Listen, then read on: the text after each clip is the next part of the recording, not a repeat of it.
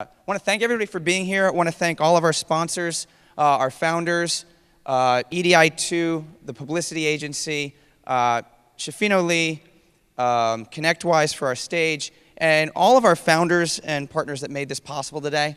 Again, it's been a wonderful day. I've had great conversations. I think we've gotten great feedback on the content. Twitter is very active today for us, and we're looking forward to taking this forward. So I want to thank you all personally for being here today and for supporting this event. And I've got a question. We don't have the date yet. See, we picked this date kind of out of the blue independently. What we're going to do is talk with the Music and Film Festival and work together to figure out how we can collaborate.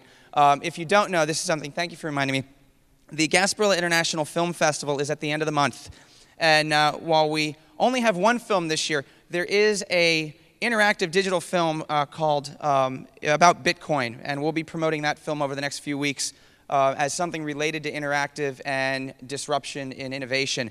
And we hope as we grow in years that more and more films that are there we'll be able to highlight as interactive related and start collaborating with them as well as we are the music festival this year. So again, thanks for coming. I'm not going to hold up Peter any longer. As he said, I am the only one standing between you and drinks. So I'm not going to use PowerPoint. I don't use it anyway. I think it's for the weak. If you can't tell your story without having to rely on things to tell your story, you need to become better at telling stories. So all I'm going to do is tell stories. And I'm here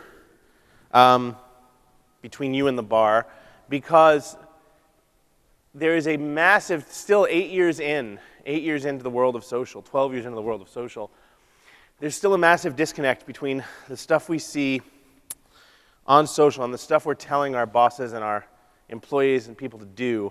There's a massive disconnect between that and the things that we can actually do in the real world to prevent the fires that we're constantly putting out. By the way, if you turn around really fast, see the 6 people leaving right now? Look at them, the guy with the backpack. They're leaving because they just got caught embezzling money out of their company. No, it's totally true.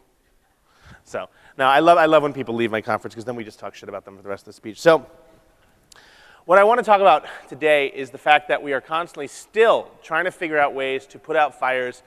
Anyone following the buzz around Meerkat? Anyone know what Meerkat is? Okay, Meerkat is basically a live streaming application via an iPhone app. They don't have a Android app yet, which is pissing me off, but essentially you just turn it on and it'll tweet out, "I'm now streaming my life at X." And you click on the link and you can watch whatever the hell they're doing in real time as they're doing it straight from their phone. Imagine if you're a company and you're pissing me off in real time and, you know, my car isn't ready or my flight is on the tarmac for 6 hours or we're not moving.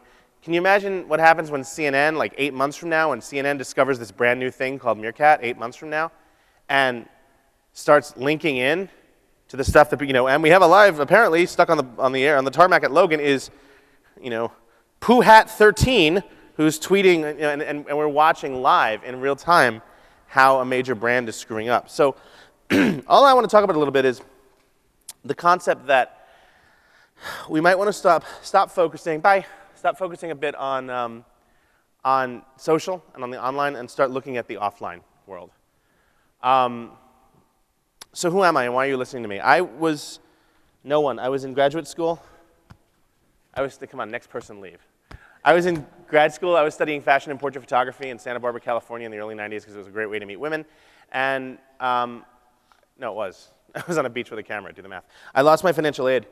The government sent me a letter that said my parents make too much money. I sent the government a letter that said they do, but they keep it.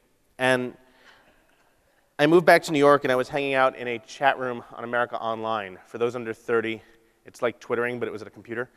And someone in that chat room said, "My company's trying to build a newsroom. Why don't you submit your resume?" And I did, and I was hired by America Online to launch AOL News. So if you remember, in the mid-90s, for those old enough, welcome, you've got mail, today's news, we built that.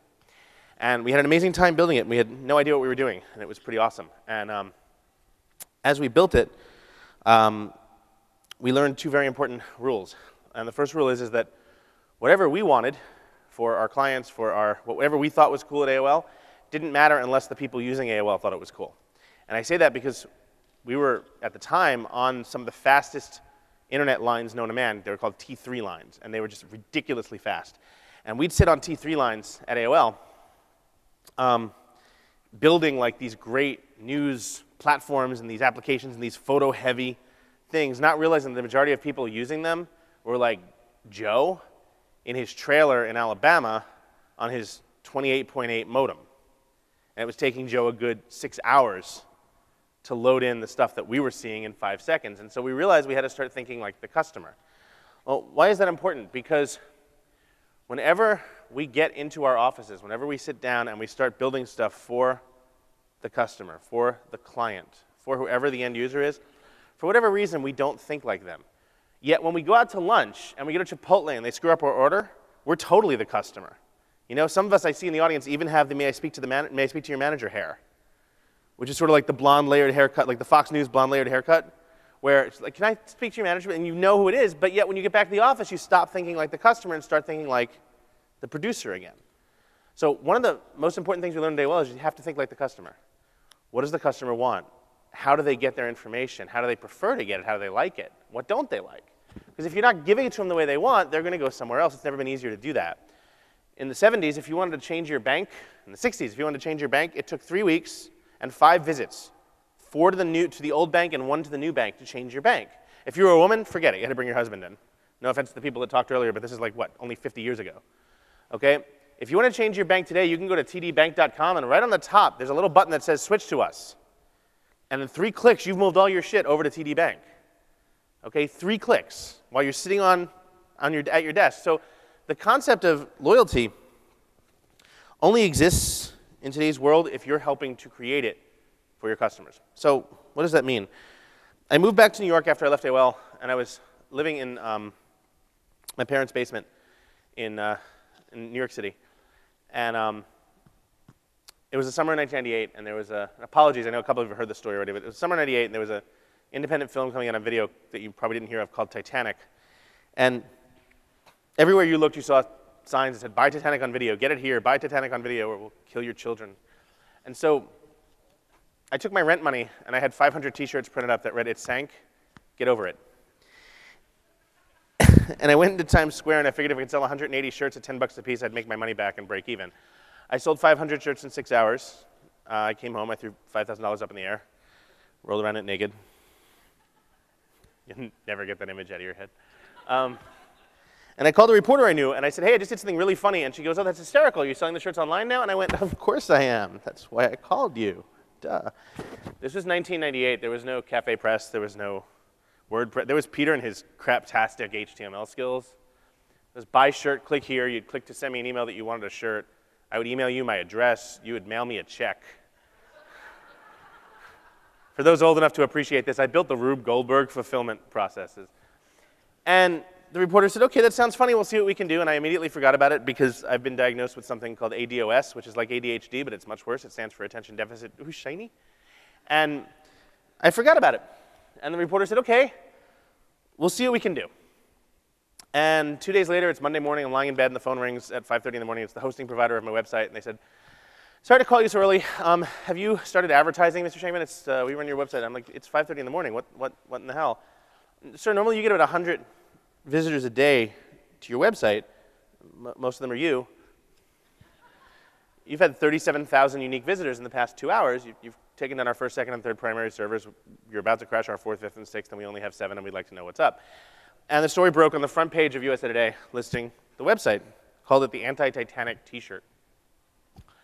I hung up the phone, totally confused, and the phone rang again. It was the Howard Stern Show, and I finally figured out what was going on, and I sold a little over 10,000 shirts on the web at $15 a piece, including $100,000 to start my first company. This was 1998. My dad was a high school principal. I had 10 of his students come over every day to my studio apartment, roughly the size of you, and help me box up T-shirts and take them to the post office. It was like P. Diddy's studio sweatshop apartment. But what was so crazy about that was that if I tried to do that today, imagine trying to do that today. Imagine coming up with an idea, and going into Times Square with my T-shirt. You know what happened? In like 3 seconds, some 15-year-old kid with a camera phone would take a picture of it, upload it to Imgur, and Facebook, whatever, and within like an hour, there'd be like 40 Cafe Press and Etsy sites selling my shit, right? None of connected to me, and I wouldn't make a penny. So the first rule I offer you guys in the world of getting inside your customers' heads and getting them to recognize only you is brand everything you do. Because at the end of the day, you can't make anything viral. The best you can do is hope to make something good. And if you can create something good, that can go viral. Well, if you've created something good and you don't have any connection to it, and it's only your content because you say it is, then what good is that? So I encourage you, everything you do, have a link back to what you're doing. Have a connection back to you, whether it's a name, whether it's a Twitter account. I'm at Peter Shankman on Twitter, and I say that all the damn time because that's my name. And if people want to quote me or say anything in this conference, I'd prefer they tweet it, and at least mention me. And so say everything you want, because every once in a while I'll go to other speeches, and it's always fun. I went to a keynote. I gave a keynote probably last year, and the guy who was right after me, I read his slides. He was at the same table I was prepping. He didn't know who I was. And I read his slides. And he'd basically been to a speech that I gave 2 weeks ago, took all my notes, and wrote his own speech based on mine. And so I made sure to give the exact same speech I did 2 weeks ago and said, and by the way, I want to wish so-and-so really good luck coming up next. And the guy just went ghost. It was awesome. But yeah, I mean, people will steal your shit all the time. And if it's good shit, you should own it. If you've made it, you should own it, okay? And there's nothing worse in the world. Remember when you were like kindergarten and you made something in clay and you were really excited about it, and then like some kid that said, oh, it's mine, and you got so pissed off? No, it's not. He's lying. The teacher said, don't tattle, and it was like a double whammy against you. You got to own it. So everything you do, you got to brand it back to yourself. Long story short, I'm not going to bore you with the details. I wound up starting several companies, a PR firm. I sold that. I started a company in 2005 called Air Introductions, which let you choose your seatmate before you got on the airplane, which was an awesome success and a total failure. It was a success in that we had 25,000 users in like 3 months, and it was on every news outlet in the world. It was a total failure because I was like 4 years too early. Had I made that in 08 or 09, I would have back-ended it into Facebook or TripIt or whatever, and I would have been done. Instead, I made the mistake of like, it was too early, and you had to enter your info twice. Once when you bought the ticket, once when you went to my site, and it failed. But I sold it. And it's not a failure if you learn something from it.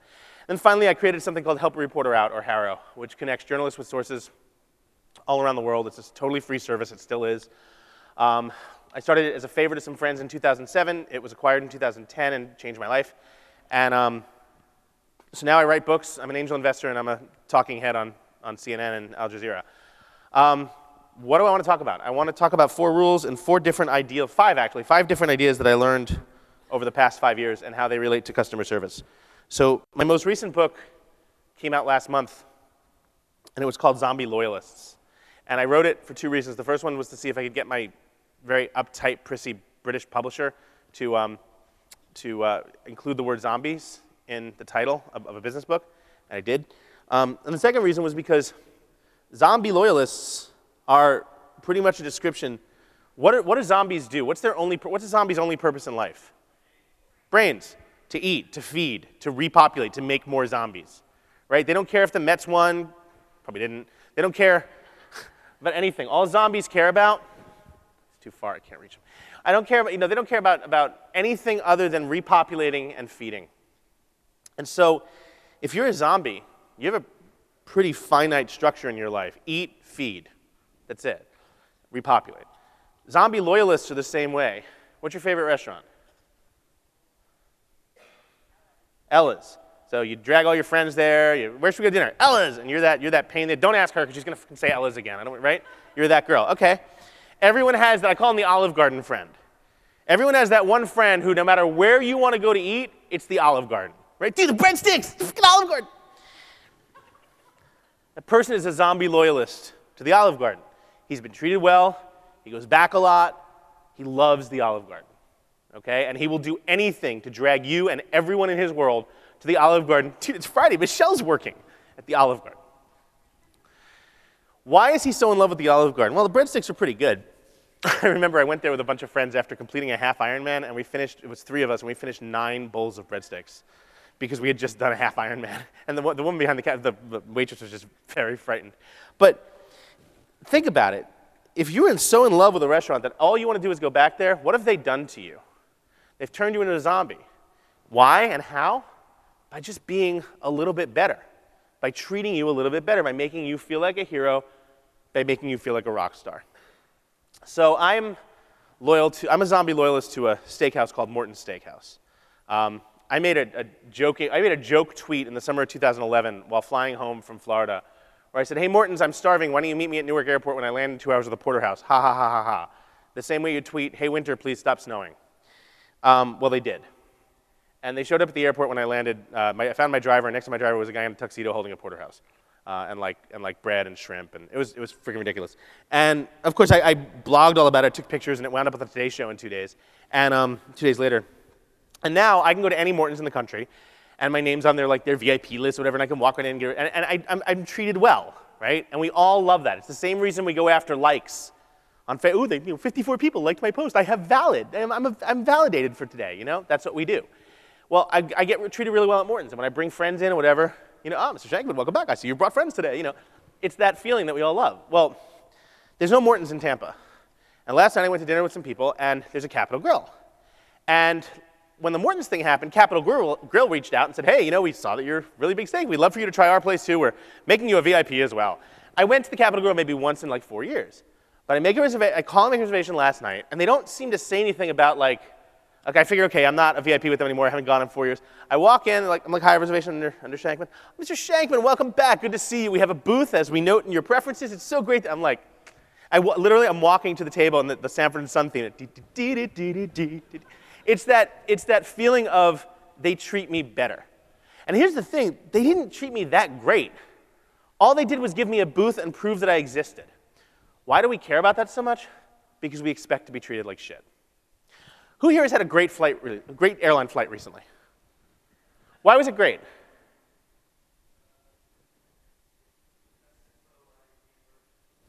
No. So you took off on time, landed on time, you had the seat you want. Okay, so you had a contract of carriage with a company to take you from point A to point B at a specific time in a specific seat. And they did that. They didn't do anything else. They didn't get your girlfriend on the plane. Okay, they didn't give you special food. They didn't call your name out. Basically, you gave them money to do a thing. They did exactly that thing and not 1% more, and you're over the fucking moon. You're like, "Oh my God, it was the best flight ever. This is a great flight." Because we expect to be treated like shit. Think about that. We go to the TSA. Who here is not pre-check?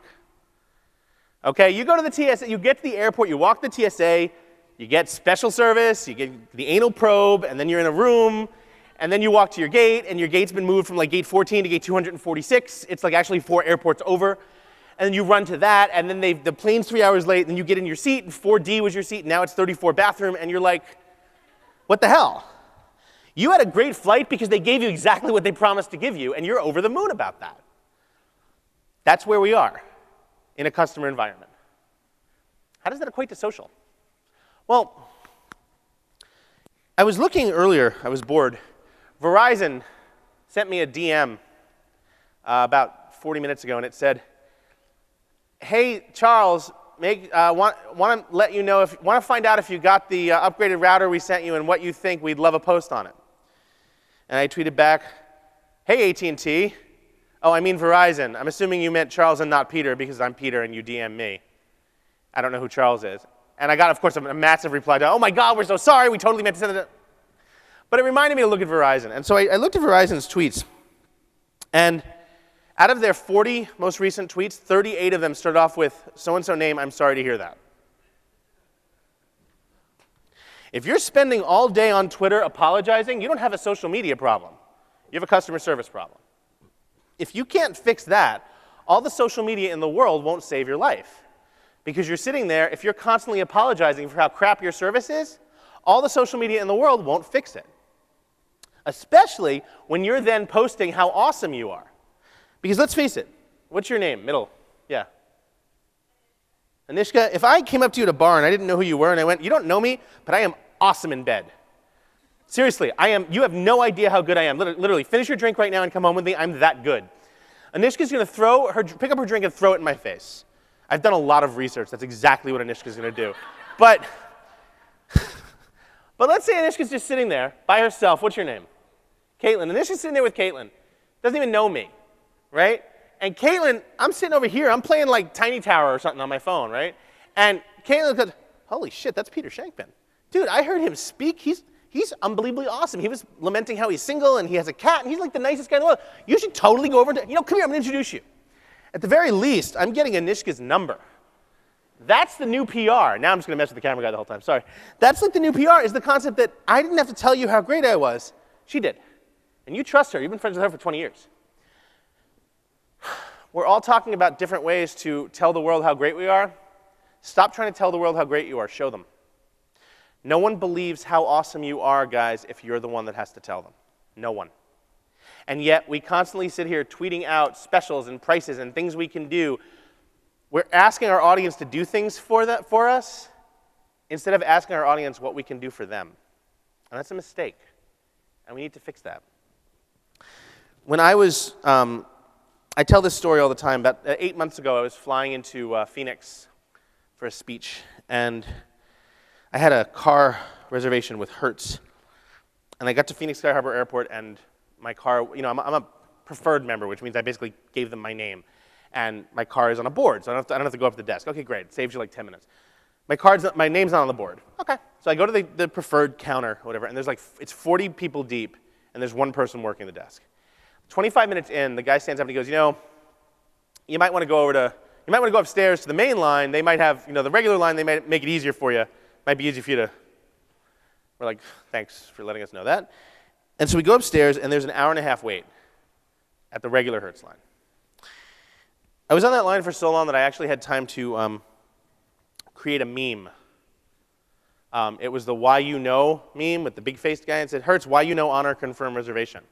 And I was able to tweet that from my phone as I was waiting for Hertz to call me. Imagine if Meerkat existed then. I'd be it's minute 62. I feel my beard growing. I have nothing to shave with. There are people, I see a woman eating her young. And I'd be posting this live video. So an hour and a half, 75 minutes later, I get up to the counter. The guy behind the counter, hi, reservation number? I'm like, yeah, it's, I'm a preferred member. They sent me from downstairs. It's P0. Oh, you're a preferred member. You have to go downstairs. Right, okay, I hear what you're saying. Let's put a pin in that. They sent me here, and he actually said, he's like, no, if you're preferred, you have to go downstairs. We can't help you up here. They have to help you. I'm like, it's not a they. You're the same company. I can see my reservation on your screen, too. I'm sorry, sir, I can't help you. Next. The Hertz guy nexted me. And here's where it gets funny. So if you've ever been to Phoenix Sky Harbor Airport, all the rental car facilities are in the same place. They're in the same building, right? So I walked from the 7th circle of hell that was Hertz. I walked 50 feet over to the Zen Garden of Tranquility over here that was Avis, where Phyllis, a lovely 67-year-old woman who moved to Phoenix 4 months ago with her husband Larry from Detroit because it was better for the weather and his asthma, she told me all this, put me in a nicer car for a cheaper price, upgraded me, all in 5 minutes, and called her manager over, Marty, come here, meet another Hertz reject. Or refugee, Hertz refugee. Come meet another Hertz refugee. Hertz, when competitors have names for the people that you lose because you suck, that should be a flag there. And so I'm driving, and of course by this time I'd tweeted 5 times at how horrible Hertz was and started tweeting at how great Avis was. As I'm on my way to the hotel, my phone buzzes, and it's a note from Hertz. We're sorry to hear you're having a problem. Please send us your confirmation number so we can look into it. No, I won't be doing that because I'm in a fucking Avis car now. And so I get to the hotel, and of course there's no greater fury in the world than me with an hour to kill in a hotel and being pissed off. So I read a blog post. And because I have a 22-month-old daughter now, all my blog posts have titles, kids titles. So it's Peter and Hertz and the terrible, horrible, no good, really bad customer service experience. And I documented the whole thing, and I included the meme, and I used the one from, I don't remember what TV show it is, but the guy was, one does not just expect a Hertz to honor a confirmed reservation, And I even listed 5 things I'd rather do than ever rent from Hertz again. And number 3, I think, was ride a razor blade bus through a lemon juice waterfall. And so, of course, the next morning, I get a phone call bright and early from the global head of North American customer relations for Hertz. Dear Mr. Shankman, I wanted to call and personally talk to you. I'm like, no, you didn't. You wanted to call and personally talk to me, hoping I'd then go and personally talk to my 160,000 followers who saw my blog post this morning, as I'm sure it's currently floating around your office. Well, sir, we are aware of your post. I'm like, here's the problem. 5 people at Hertz could have fixed my issue. 5 that I counted. I'm sure there were more in the back. Not one of them did.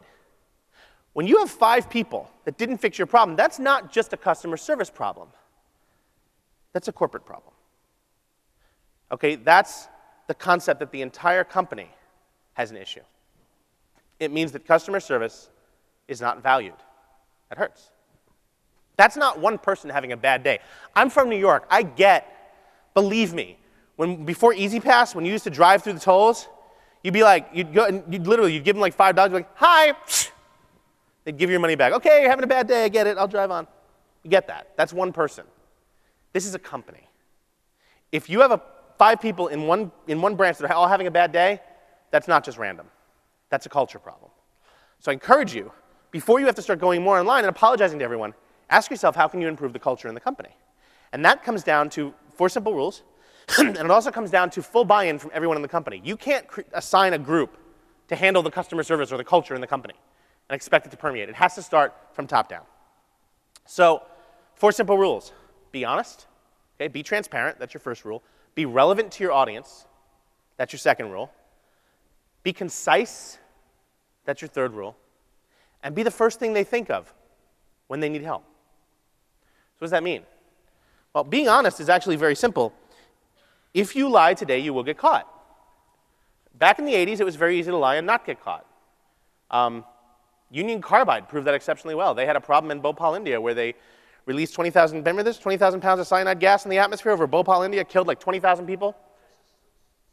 Right, and but the press release they issued said that 2 workers were slightly injured when a steam pipe ruptured.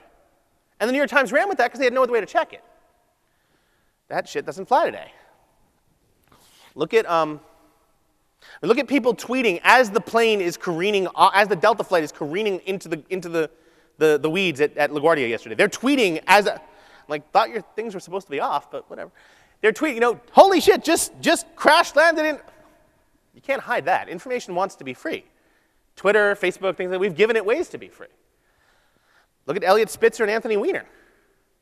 Okay, a study in duality. Elliot Spitzer, Anthony, I'm 7 years old. I just love saying Spitzer and Weiner. But you had Elliot Spitzer who, when he got busted for basically having sex with the very prostitutes he was trying to put in jail, he basically said, all right, you know what, I blew it, I'm out of here. And he was gone. In 2 days, he was out of the country, you couldn't find him. That guy will be back in elected office in 2 years.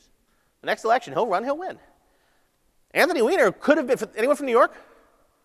Okay, this guy was going to be the next mayor. He was a lock to be he had the looks, he had the backing, he had Hillary, he had money, he was a hot wife, he was going to be the next mayor. All he had to do was not screw it up.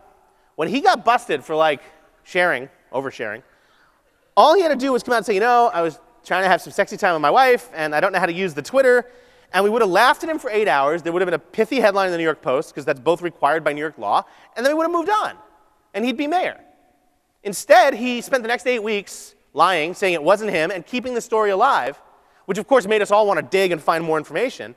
And for the rest of his life, he'll be lucky to be the most popular history professor at the University of Arkansas. All he had to do was own it. Remember about 4 weeks in, he said that he was hacked? Someone must have hacked him. So I was in the green room, funny story, I was in the green room at Fox News about to go on the O'Reilly factor of all things. When Fox News wants to start shit and get a dissenting opinion, they call him the New York City Democratic Jew. It's fun, but so I'm there, and I'm going to go on the O'Reilly factor, and I'm sitting next to Geraldo Rivera in the green room of all people, and he goes on. Anthony Weiner gives his press conference about how he must have been hacked, and I turned to Geraldo, and this is bullshit. No one knew who he was 4 weeks ago. He wasn't important enough to get hacked. I mean, besides, what they hack, his zipper? He's not. And Geraldo looks at me and goes, yeah, that's kind of interesting. I guess he wasn't important enough. Well, Geraldo goes out to do the A block on O'Reilly, and I'm doing the C block.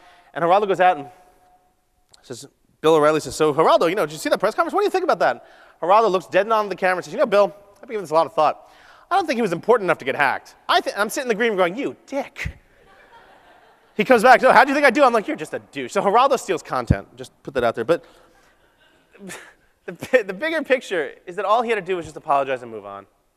So when you screw up, because you're going to, just own it. Own it. You screwed up. We're going to fix it and make sure.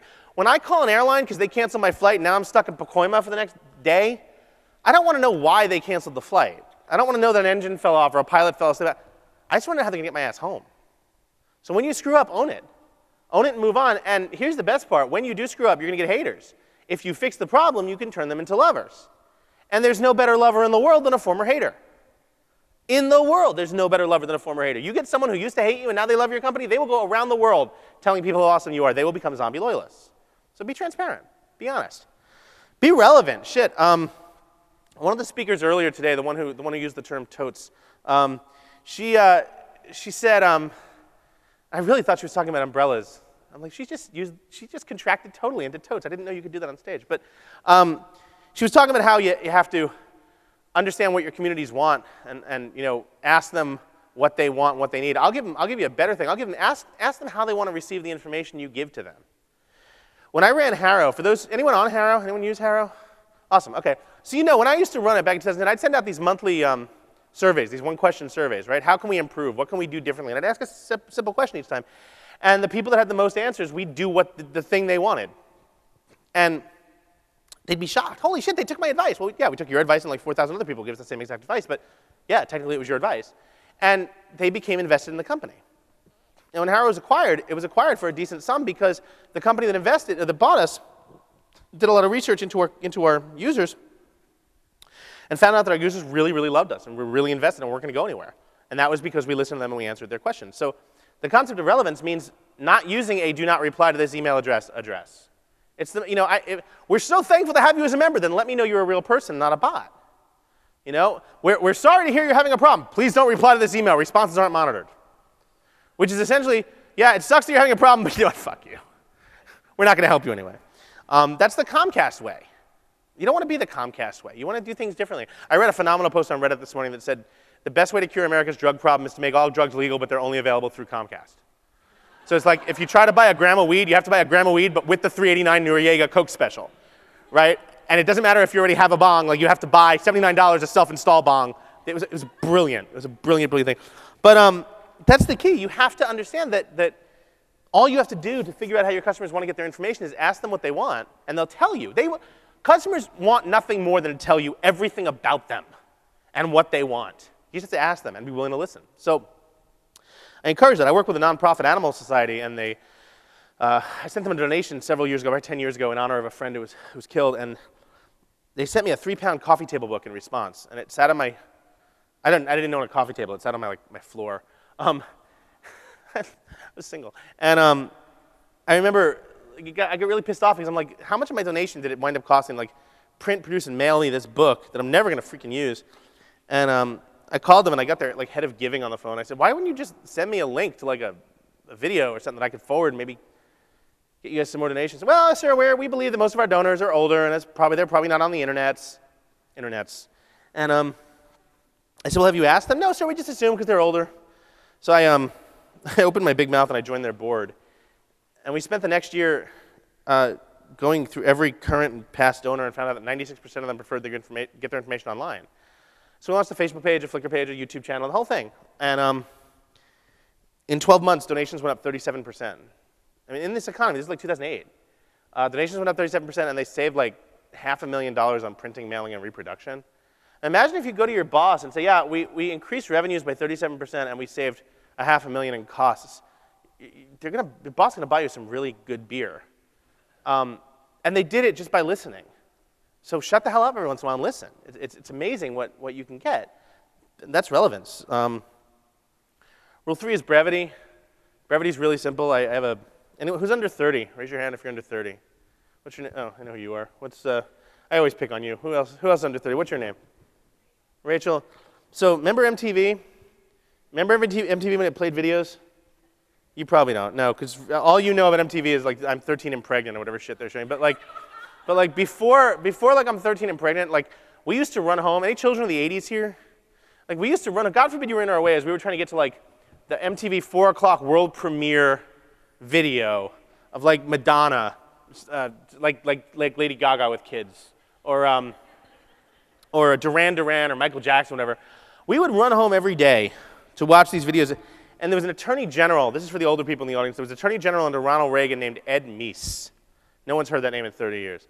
And Ed Meese was famous for two things. The Ed Meese Commission on Pornography, where he spent $35 million to determine that Americans like porn, which I would have done for like $3 on a trip to 7-Eleven. And then the Ed Meese Commission on the Dumbing Down of America, he believed that Americans were getting stupid because of, as he put it, the MTV. He believed that because of our 3-minute attention spans watching those videos, Americans were getting a 3-minute attention span and they weren't going to pay attention to anything, and we're going to lose the Japanese. That was his whole thing. I look around the room and I see everyone tweeting and posting, Facebook, Twitter, Android, iPhone, Android, BlackBerry, seriously. Cool. 2008 called, they say, hey. But you have all these people on all these devices. I would give my right arm to have an audience in front of me that would give me 3 solid minutes of their attention. You kidding me? I'd have an orgasm over that. 3 minutes of an attention span? I can't even get that. I can't get that from my kid. I can't get that from my wife. I can't get that from a tree. Okay, a 3-minute attention span would be like the ultimate in high, but you're never going to get that because studies have come out over the last several years that say the average attention span for someone between the ages of 18 and 35 is roughly 2.7 seconds over the past 15 years. It's dropped. It used to be like 3 minutes, then it was 2 minutes, now it's about 2.7 seconds, which is roughly 140 characters. So if the attention span you're getting of someone new is nothing more than the ability to simply have a good sentence, make it a great one, right? If all I'm doing, if I'm coming up to you just to get my hotel key and check in, and I don't want to have a lifetime conversation with you, for Christ's sake, smile at me. If you see them coming in and I'm like this, thank you. If you see them coming in and I'm like this, say something like, dude, shitty flight? Here's a free drink ticket. You know, it looks like you could use it. Give me something in those 2.7 seconds to make you remembered, not simply recalled. I recall that I saw about 400 Honda Civics on the road today. I remember the Lamborghini that passed me. You want to be remembered, not simply recalled. What can you do to get your customers to remember you, not simply recall you? Footnote on the Avis story, by the way, I only exclusively rent with Avis now. Why? Well, A, I'd never go back to Hertz, but B, when Avis saw the story, they emailed my assistant and they said, hey, we saw that Peter had some success with one of our locations. We're just checking, is his home address still blah, blah, blah? She goes, yeah, it is. 3 days later, the Avis chairman's preferred gold kiss your ass card or whatever the hell shows up at my door. And now every time I make a reservation at Avis, they upgrade me to whatever the hell best car they have in the lot is. It doesn't matter what kind of car I've chosen, they give me.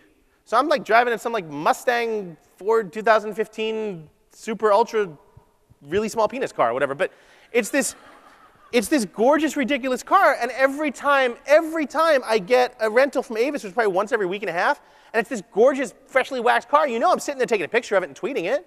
Dude, nice upgrade, thanks Avis, click. What did that take? What does that cost them? Virtually nothing. Okay, but I'm their biggest ambassador now. And how many people do you think have seen that story or seen my photos from Avis going, yeah, I'm going to try that. I'm going to go with Avis. What does it cost them? Understand your audience. Know your audience a little better. Communicate with them the way they want and the best way possible. Learn to write. That goes without saying. 1 out of every 2 corporate homepages in America has a spelling or grammatical error on the homepage. Look to your left and look to your right. If it's not them, it's you. Think about that for a second. 1 out of every 2. How the hell am I going to trust you? It's her. See? Right there. Totally you. How am I going to trust you to fly me somewhere or rent me a car? Shit, feed my cat if you can't even spell. Learn to write. Bad writing will kill you. So that's rule 3, be brief. And then rule 4 is my favorite because that's really where we're going now. It's the concept of top of mind. Top of mind is essentially what Zombie Loyalist is all about. Here's what top of mind is. All the way back in the 80s, a guy named Barry Diller. I will give a free copy of my book, which is currently in my car right outside, to anyone who knows what the first company Barry Diller ran as CEO. Anyone? No. Close, though. Very close. Another name? Yes, Paramount. If I find that you Googled that. Huh? You are a child of the 80s. From 77 to 87, Barry Diller ran Paramount Pictures. Paramount Pictures was 4 feet from bankruptcy at the time. He took the job, and everyone said it's the stupidest job you could ever possibly take. It's the worst job. They're going to go bankrupt. You're going to be out of a job. You're never going to get another job in Hollywood. Barry Diller said, screw them all, went in, and he went into his office, did 2 things. Went into his office a half an hour early and pulled out his Rolodex. Rolodex, it's like Outlook, but it had cards in it. You'd turn it. Okay. So he'd go into his Rolodex a half an hour early every day, and he'd call 10 people in his Rolodex just to say hi. Wouldn't sell them anything. That's where I disagree. There's a speaker earlier who said, go in and ask them to review your stuff. No, don't. Go in and ask them, how can I help you? Go and say, hey, what's the weather like in LA? How's New York? What are you doing in London? What do you hear? How can I help? What do you need? I go through, I have about 15,000 people on my LinkedIn list. Once a month, I take 1,000 people and I send them a blind email. Basically says, hey, not pitching you, not selling you anything. How can I help? I'm doing a bunch of stuff. What can I do to help you out? Let me know if you need anything. I'm good at a lot of stuff. If you're even in New York, I'll buy you a cup of coffee. That's it. And people are like, dude, what is that spam? I'm like, no, no. And like, they're like, you really don't want anything? I'm like, no, I'm just in New York. Let's have coffee. I want to figure out what you're working on. Well, over the 10 years that Barry Diller did this, he was responsible for such films like Flashdance, Footloose, 3 Men and a Baby, Officer and a Gentleman, Top Gun, Beverly Hills Cop, Ghostbusters. He took Paramount from 4 feet from bankruptcy to the first billion-dollar studio in Hollywood simply by calling people and saying hi. Because when you had a movie you wanted greenlit or an actor you wanted to sign for a 5-picture deal, you could have called 20th Century Fox, or you could have called Warner Brothers, or you could have just called Barry back. Barry was top of mind. Here's why this matters. Imagine a world in 24 months where friending, following, liking, and fanning no longer exists. Okay? Heather, let's say that, Heather, right? Rachel, shit. Who's Heather? Oh, shit, all right. See, this is why you broke up with me, Heather. So let's say that Rachel and I meet at this conference and I get her phone number. And she seems like a nice person. In the past, I'd get her email, I'd email her, we'd connect. I'd look for her probably 2 weeks later on Facebook. Hopefully I'd find her. If I didn't find her, yeah, I'd hope it's the right one. Okay. Today, I'll meet her and say, hey, it was great meeting you. What's your cell phone number? I'll text you next time I'm in whatever city you're based in. And you'd give it to me, and I'd text you. I'd say, hey, it was great meeting you. I'm going to be back in Tampa next week. Do you want to grab a drink? She's like, sure, I'd love to. Okay. The network, I don't know who it is, Facebook or Google. I'm hoping it's both, and they call themselves for Google. But the network says, oh, that's interesting. Peter and Rachel just had their first interaction. They just texted back and forth. And I know by their GPS that they're in the same place. They must have met in person. OK, cool. And the sentiment of their text, hey, great to meet you too, was positive. I'll make a note of that. I text the following week, hey, I'm back in Tampa next week. You want to grab a drink? You go, sure, I'd love to. That'd be fun. That's touch points 3 and 4. The network says, OK, they connected again. I see by Peter's travel schedule that he's actually back in Tampa. And the sentiment of that was both positive. That's touch points 3 and 4. I get into Tampa. I go, hey, I'm in town. You want to meet for a drink? She goes, sure, meet me at X bar at 8 o'clock. Great. I show up. Network says, OK, their phones are back in radius again. And the sentiment was again positive, and they seem to be hanging out. They've been there for 2 hours. That's touch points 7 and 8, 5 and 6, whatever. I say, want to grab dinner Friday night? She goes, sure, I'd love to. I make a reservation at an open table using your name and my name. That's touch points 7 and 8. When we both get to the restaurant, that's touch points 9 and 10. And touch point 10, the network says, OK, they're friends. I don't need to friend you. We're friends. And I see whatever information you let people with 10 to 1,000 touch points see, and vice versa. Think about that for your business. If I go to a restaurant every week, there's an Mexican restaurant on 49th Street and 9th Avenue called Diego's Mexican Grill. You could tell, look at me. I go there a lot. I don't need to like them on Facebook. I already like them. I'm there drinking my weight in tequila. They know I'm there. They know who I am. They give me free tequila, which I'm sure is beneficial. Over time, the network's going to know that I like going there, and the network's going to allow Diego's Mexican Grill to advertise to me if they buy a Facebook ad. They'll just buy it, and it'll target people that they already know. I'll see it. My friends will see it. But more importantly, when I have friends in town, and they go onto Google Maps, and they say, I feel like Mexican tonight, the first thing that's going to come up is not the local Mexican place, but a place a couple blocks away that says, oh, you're friends with Peter on Facebook. He goes here a lot and really loves it. Here are his Instagram photos of his margaritas. Here's his Instagram photos of his food. Here's the tweet he sent out when he was in the emergency room for alcohol poisoning. Here's whatever it is. They're going to send all this stuff, and they're going to say, Peter goes here all the time. You should too. And who am I going to believe, Yelp or my best friend or someone I'm connected to? Forget Yelp. Forget TripAdvisor. They're dead. They're gone. If I want to go to Fiji and go scuba diving, and I know nothing about Fiji, and I start typing in trips to Fiji, Yelp will come up right now and say, hey, here's 1 million people that went to Fiji, none of whom you know and have absolutely no connections with. I'm sure they'll be very beneficial for you. Or, let's say I have 100 people in my network and none of them have gone to Fiji, but each one of them has 100 people in their network. That's 10,000 people. One of those people has gone to Fiji. And let's say that one of those people is Rachel's friend, okay, that guy. If that guy gives me good advice, not only has he solidified my friendship with him, he solidified my friendship with Rachel. Okay, but if you screw me, because your dad owns like a freaking hotel in Fiji or whatever, and you're trying to get him some business, it's a dump. Not only have you screwed me and I'm never going to talk to you again, you've impacted my relationship with her and your relationship with her. Self-policing won't let that happen. We'll be there in 36 to 48 months. So think about that from a business perspective. What can you do not to chase the likes? What can you do to be more likable? I have clients all around the world, and whenever I'm in their city, whether I can get them on the phone or not, I will show up at their office with a pizza. That is what I've become known for, showing up at clients' offices with pizza. They might not have 5 seconds to talk to me, but they might. And at the very least, I'll leave the pizza and say, hey, I was just in town, wanted to say hi. I won't bill them for it. I won't do anything. It's simply me making sure I'm there. When I get onto airplanes, I'm exclusive United. I'm very frequent flyer United. When I get into airplanes, I stop at the candy store. At any airport, there is a candy store. I don't know why, but every airport is like, hey, get on your 9-hour flight and be in a diabetic coma by the time you get there. I will go into every candy store at an airport. I will not get on a flight without a bag of Jelly Bellies. And the second thing on the plane, I give the first flight attendant I see, I'm like, hey, I did it yesterday when I flew down here. I'm like, hey, you guys, I'm sure you guys are slammed and not wanting to be flying in the snow. Here's some sweets for you. I'm like, oh, Mr. Shankman, that's so nice. What seat are you in? I'm in 2A. Oh, thank you so much. Who gets served first? Okay, and I'm not doing it to get something back. I'm doing it because it's nice to be nice. And because they're dealing with 800 people on the plane going, I paid $47 for this seat. What do you mean you don't have blankets? Everyone's a douche. I'm a nice guy. You remember the nice guy. You recall the douchebags. Same thing in business. All I'm asking, guys, I'm not asking you to be great. I'm asking you to be one level above crap. Will you make a pledge to do that for me, to be one level above crap? Don't even have to be good. I'll leave it with a story. This is one of my favorite stories. So, oh God, I have so many of them. I told you about the Morton story. Let's see, what are some of my favorites? So,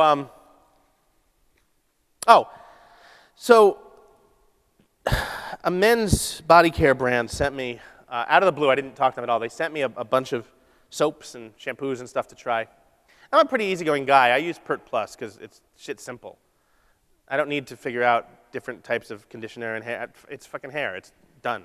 So they sent me like 5, and I didn't use the shampoos, the conditioner. I used the soap. It was fine. It was soap. It cleaned me. That's the purpose of soap. And a week later, they sent me an email.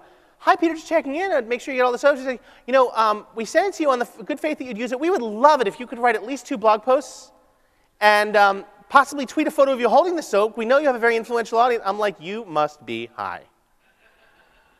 I'm like, I did not ask you for this soap. Okay, my first instinct should be they're sending me soap. They obviously think I smell. Screw you. I didn't ask you to send me this soap. You're assuming that you can share my audience because you sent me soap? Not quite. So they said, well, you've used it, and we assume that's sort of. They actually had the nerve to say, well, that's sort of an implied contract. I'm like, not only am I not a lawyer, but no, that's so fucking not an implied contract. So I said, guys, I'd be happy to. I will make sure I take a picture of the soap and tweet it out. They said, great, thank you. And so I tweeted out a photo of a big box of stuff I was throwing out, and I put the soap on top of it. I'm like, God, just so many different things that I get from so many potential companies that want me to talk about them, and I just never have the time, so I'm giving all this stuff away. And front and center was this bar of soap. They never reached out again. But who's going to ask me to do that? Don't try to game your audience just because you want something from them. See what you can do for your audience because you want to help them. Here's the thing. What that soap company did to me was self-promotion. They were trying to self-promote themselves to get me to talk about it. No one likes self-promotion. That's like Nickelback. No one likes that shit. But on the flip side, there is when I had a kid, Juvie Strollers reached out to me and said, hey, we know who you are. We know you like to run in Central Park. I know you don't think that at all, but I've completed a couple of Ironman triathlons. The actual triathlon, I haven't sat there and watched Ironman. I know it doesn't look like it, but they said, we know you've run Ironman. We have a new stroller coming out for hardcore endurance runners. We'd love to send you one because we know that you're having a kid and we know you're a runner. They took the time to research who I was, figure out what I liked, and give me exactly what I wanted. To this day, if any of you find yourself pregnant, any of the women, I guess, find yourself pregnant, Juvie Strollers, amazing strollers. Use them as you're going to your Avis car, not Hertz. I don't get any money from any of these companies. They sent me a stroller, but they did it the right way. I encourage you, work with your audience, work for your audience. Don't make them work for you. If the future is truly everyone in your network, and let's think about it. Imagine your network is going to be like a lava lamp. Okay, everyone you meet, from everyone you've met today and exchanged business cards with, to the guy who changes your oil, to the best restaurant you go to, those people will be in your network automatically. You're not going to have to friend them anymore. As I said, you ever dated someone and then broken up and had to unfriend them, and that's the most awkward thing in the world? I dated a woman for 3 years. Like, we broke up in, I think, 2008, 2009, and we stayed friends on Facebook for like 9 months because neither of us wanted to be the awkward, the rude person to unfriend the other.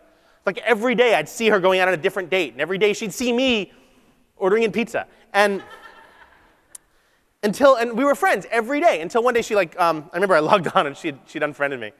Bitch. But the bigger picture, we're not going to have to do that.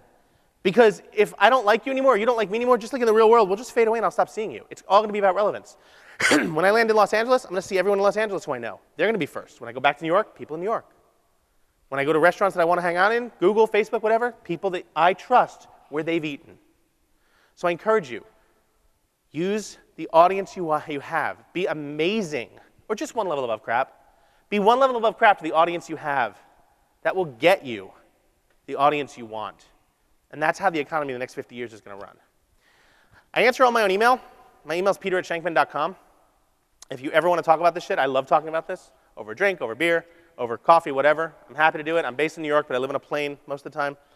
peter@shankman.com. The only thing I'm not allowed to do is book my own schedule.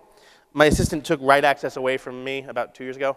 I don't have access to my calendar anymore because I booked 2 dinners on the same night, which I didn't think was that big of a deal until I realized I did it they were on separate continents. But I am available to email me, and from that, she can let me know when I'm allowed to have coffee with you guys. So I would love to do that. I'm at Peter Shankman on, I heard someone earlier say, on all the socials. Is that a thing? Are we making that a thing now? Are we saying on all the socials? Good, okay, we're not saying that. Okay, I was afraid we were saying that, because like totes. So on all the socials, right, I'm at Peter Shankman on Facebook, Twitter, and all that, and I encourage you to reach out, and let's talk about this stuff, because it's going to be a really, really, really fun ride. So thanks for spending 45 minutes with me. I'll take some questions if you have it. And now you can go to the bar. And someone's standing up for me. Yay, thank you. Questions, thoughts, comments? Go. Oh, Evan's a good friend of mine, yeah, search engine king. Thank you, yes, I'm going to tell him that you said that.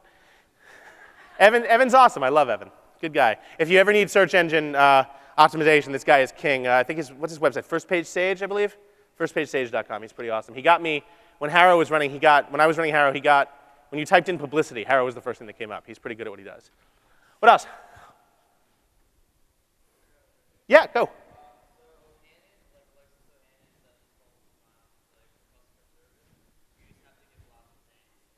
Lots of?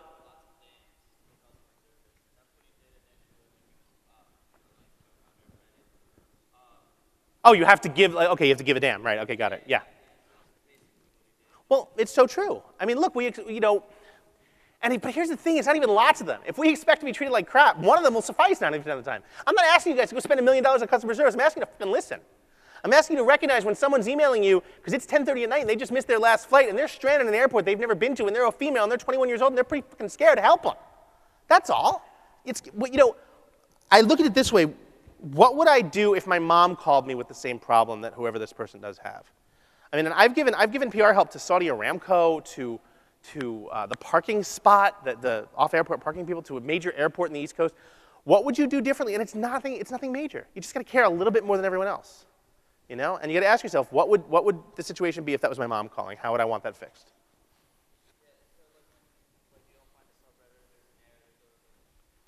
Yeah.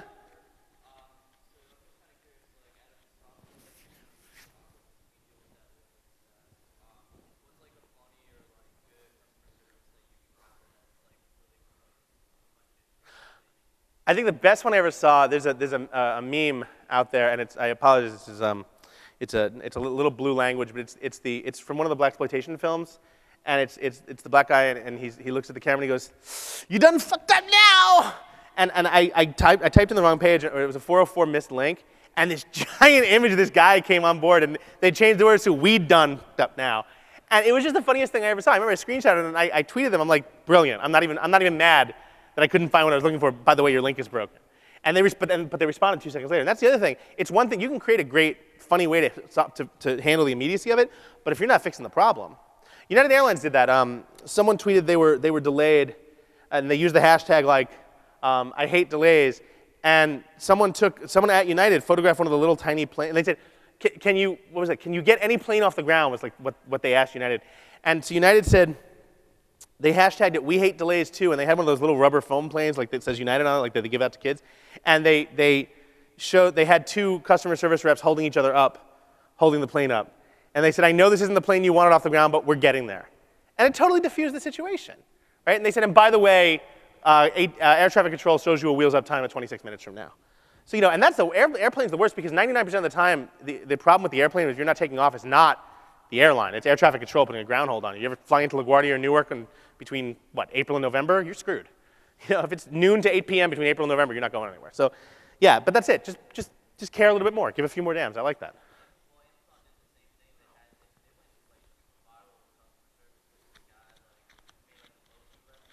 Yes, I saw that, right? And he did the whole thing. He did the whole thing in character. But that, you know what's beautiful about that? Not only the fact they did it, but the fact that Amazon let it happen. Because there's who's from Canada? What's the drugstore in Canada? The big one. No Canadians here? I don't remember the name. There's a drugstore chain in Canada that had been sending, they'd been sending like their coupons by mail to this house for like 30 years or whatever. And the guy eventually died, and the house was bought by someone else. And the guy tried to call to stop having them send the coupons every week because it was a waste of trees and whatever. And finally, he sent a letter that said, the person who's owned this house, it is now the year 2074. The person who's owned this house has died under the weight of the papers, and there are no more trees. And he sent it to this drugstore company. Well, the customer service rep who got it at the drugstore company said, wrote back, said, hark, dear time traveler, it is okay, or hark, dear sir, I am a time traveler. I am going back to the year 2012, and I am taking you off the mailing list so that this will not happen. We will save. And it became this ridiculous, blown up, awesome thing on Reddit. It was a front page viral on Reddit. It was beautiful. I was like, oh my God, we need to shop at this drugstore. These guys are amazing. Until the brass saw it and fired the guy. I'm like, are you kidding me? Not only did you turn a hater into a lover, but then you went and turned a hater into a lover, back into a hater, and everyone else on Reddit. You got to understand sometimes that when these things are working, yes, it's not corporate policy, but let it play out for Christ's sake. It's not doing anyone any harm. So yeah, same page. Anyone else? Should we go have a drink? Yeah, okay. Guys, thanks.